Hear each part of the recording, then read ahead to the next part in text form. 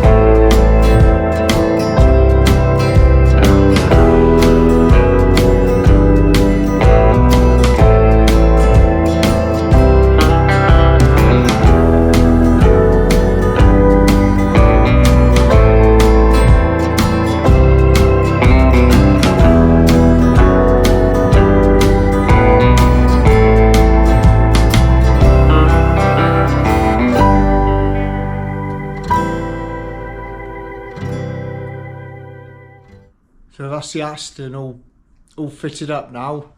So I'm going to do the polishing on it.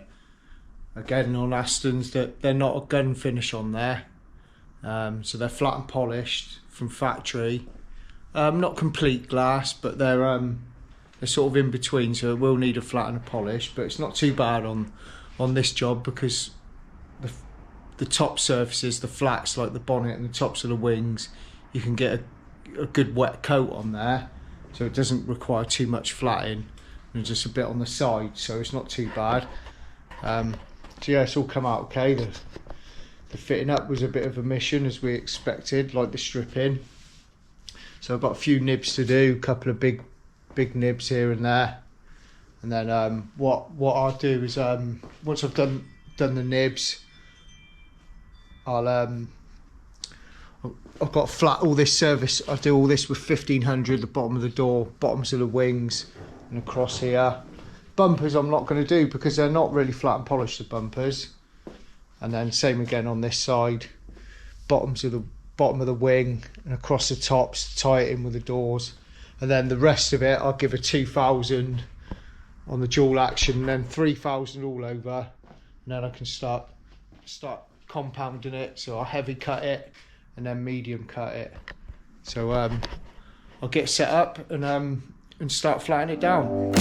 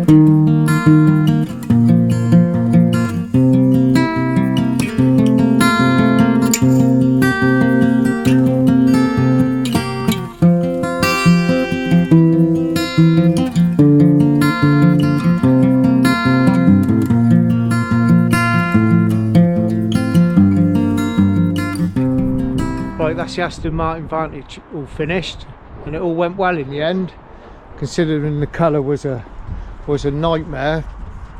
I've sort of basically almost made that colour up myself, with the colour that was on the colour code sprayed out.